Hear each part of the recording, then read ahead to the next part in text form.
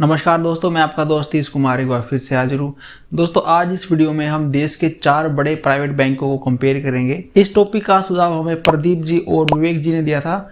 इसके अलावा देखिए काफ़ी नाम और हो सकते हैं जो कि शायद मैं भूल गया हूँ। आज इस वीडियो में हम कंपेयर करने वाले हैं HDFC bank, ICICI bank, Kotak Mahindra bank और साथ में एक्सिस बैंक।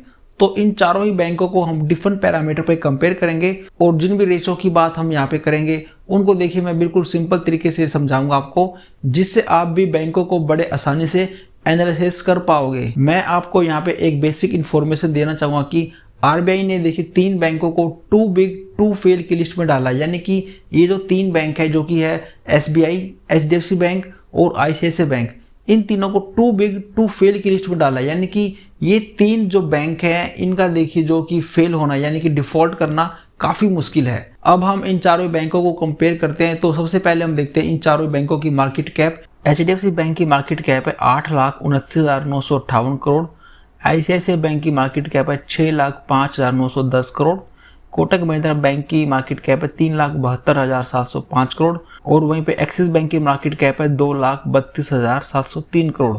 तो दोस्तों, मार्केट कैप निकालने का फॉर्मूला आप यहाँ पर देख सकते हो। मार्केट कैप निकालने के लिए हमें कंपनी के शेयर के भाव को मल्टीप्लाई करना पड़ता है total number of outstanding share से। इसके बाद हमारा अगला पैरामीटर होगा नेट इंटरेस्ट मार्जिन। तो देखिए बैंक्स जो है डिपॉजिटर से पैसा लेता है 2% 3% पे, यानी कि जो आम आदमी है जो बैंकों में पैसे जमा कराते हैं उन्हें वो देते हैं 2 से 3-4% तक। वहीं पर जब उन्हें लोन देना होता है तो वो उसको 10%, 12% और कहीं कहीं पे तो 15 से 16% पे ब्याज देते हैं। तो दोनों का जो डिफरेंस होता है वो कहलाता है नेट इंटरेस्ट मार्जिन।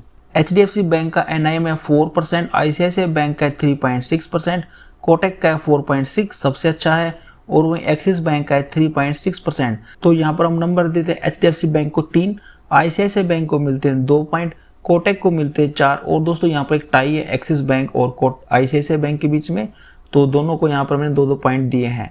इसके बाद हम देखते हैं कॉस्ट टू इनकम रेशियो, यानी कि अगर बैंक ने 100 रुपये कमाया है तो उस 100 रुपये को कमाने के लिए यहाँ पे कंपनी ने कितना खर्चा किया है। तो कोई भी इन्वेस्टर चाहेगा कि उसकी जो कंपनी है वो कम से कम खर्चा करके ज़्यादा से ज़्यादा पैसा कमाए। तो HDFC बैंक के केस में ये रेशियो है 38.3%, यानी कि अगर इन्हें 100 रुपये कमाने पड़ते हैं तो उसके लिए सिर्फ 38 रुपये ही खर्चा करते हैं, 38% ही खर्च करते हैं। ICICI बैंक को 45.2% अपना खर्च करना पड़ता है। कोटक के केस में ये रेशियो 43.72% और एक्सिस बैंक में 42.77%। तो HDFC बैंक का देखिए यहाँ पे सबसे अच्छा है तो इसलिए उसे मिलते हैं 4 पॉइंट। ICICI बैंक का देखिए सबसे ही खराब है, यानी कि सबसे ज़्यादा इसको खर्च करना पड़ता है, तो हम इसको यहाँ पे देते हैं 1 पॉइंट। कोटक को मिलते हैं 2 पॉइंट और एक्सिस बैंक को मिलते हैं 3 पॉइंट। इसके बाद हम देखते हैं कैपिटल एडिक्वेसी रेशियो। इस रेशियो का मतलब है कि मान लीजिए कल को बैंक ने कोई लोन दिया है और मान लीजिए वहां पर कुछ गड़बड़ हो जाए तो किस बैंक के पास कितना एक्स्ट्रा पैसा है कि वो उसको कवर कर सके। तो ये रेशियो देखिए जितना ज़्यादा होगा उतना ही अच्छा माना जाएगा। तो HDFC के केस में ये 18.9%, ICICI बैंक में 18.74%, कोटक में सबसे ज़्यादा है 22.7% और एक्सिस बैंक में है 18.54%। तो देखिए यहाँ पे HDFC बैंक, ICICI बैंक और एक्सिस बैंक में देखिए कुछ आसपास ही है तीनों के, लेकिन कोटक बैंक थोड़ा सा यहाँ पे देखिए कंजर्वेटिव है, उन्होंने कुछ ज़्यादा ही पैसा अपने पास रखा हुआ है। तो हम यहाँ पे नंबर देते हैं HDFC बैंक को 3 पॉइंट और ICICI बैंक को मिलते हैं 2 पॉइंट और वहीं पे कोटक को मिलते हैं पूरे 4 नंबर और एक्सिस बैंक को मिलता है 1 नंबर। इसके बाद हम देखते हैं कासा रेशियो। तो देखिए जो कासा है ये देखिए 2 शब्दों से बना है। CA का मतलब है यहाँ पे करंट अकाउंट और SA का मतलब है सेविंग अकाउंट।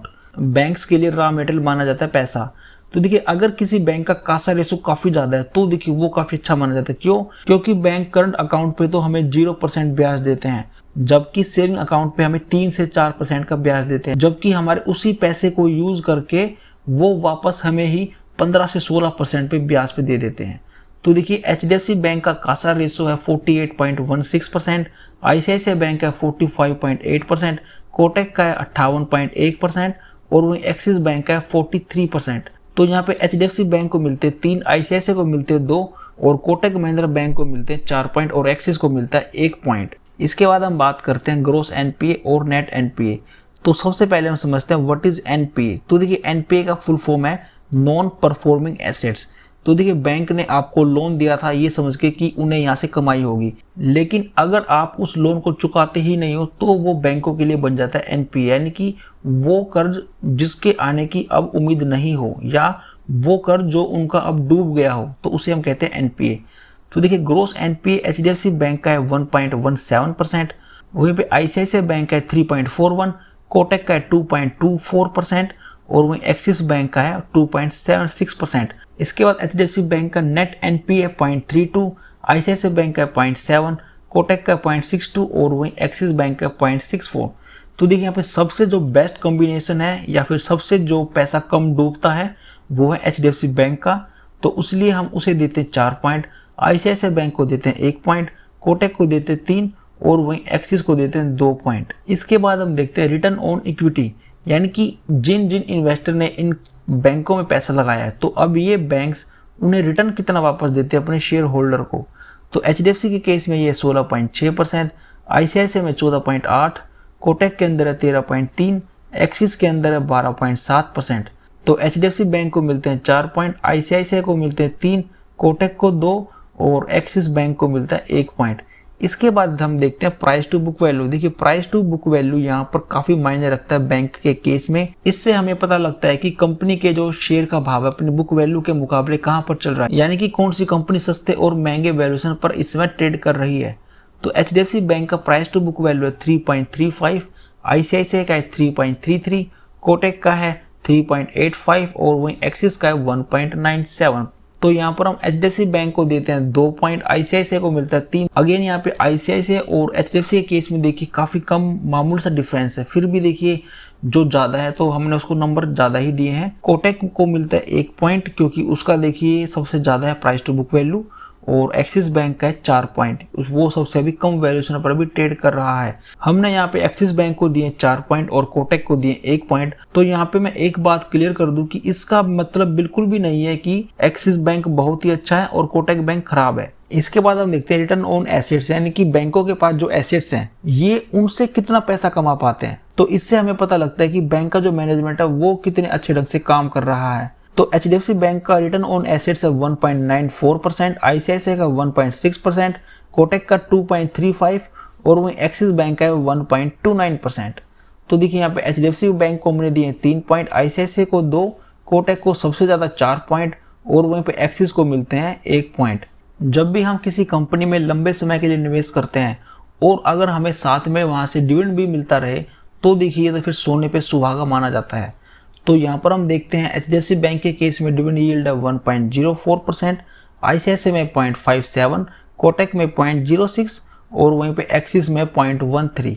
तो सबसे ज़्यादा जो हमें डिविडेंड मिलेगा वो मिलेगा एचडीएफसी बैंक से, तो हमने दिए उसको 4 पॉइंट, आईसीआईसीआई को दिए 3, कोटक को दिए 1 और वहीं एक्सिस को दिए 2 पॉइंट। इसके बाद हम देखते हैं कि इन बैंकों के पास कितनी ब्रांचेज हैं और कितनी टोटल इनके पास एटीएम्स है। तो एचडीएफसी बैंक के पास पूरे अपने देश के अंदर 6378 इनके पास ब्रांच है, आईसीआईसीआई बैंक की 5534 ब्रांच है और कोटक महिंद्रा के पास 1702 ब्रांच है और एक्सिस बैंक के पास है 4758। टोटल एटीएम एचडीएफसी बैंक के पास सबसे ज़्यादा 18130 है, आईसीआईसीआई के पास है 13379 और कोटक के पास है 2761 और एक्सिस बैंक के पास है 10,990। इसके बाद हम देखते हैं कि कंपनी के पास कितने इनके प्रमोटर की होल्डिंग है, कितनी एफआईडीआईज और कितने म्यूचुअल फंड ने इन सभी कंपनियों को अपने पोर्टफोलियो में शामिल किया है। तो प्रमोटर की होल्डिंग एचडीएफसी के अंदर 25.73%, आईसीआईसीआई के अंदर देखिए कोई भी प्रमोटर नहीं है, कोटक महिंद्रा के अंदर 25.97% और वहीं एक्सिस बैंक के अंदर 9.7%। एफआईडीआई का स्टेक एचडीएफसी बैंक के अंदर 59.58%, आईसीआईसीआई के अंदर 89.1% और कोटक के अंदर 57.84%, एक्सिस बैंक के अंदर 78.05%।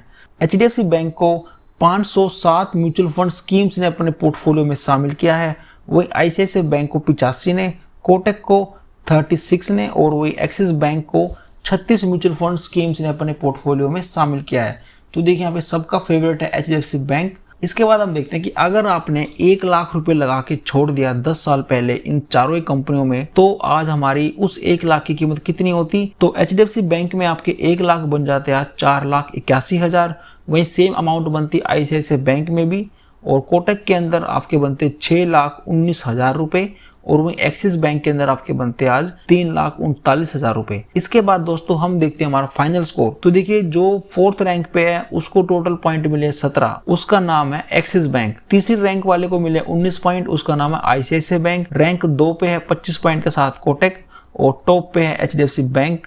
उम्मीद करता हूं कि आज का कंपैरिजन आपको जरूर पसंद आया होगा और आपको यहाँ से कुछ ना कुछ सीखने को जरूर मिला होगा।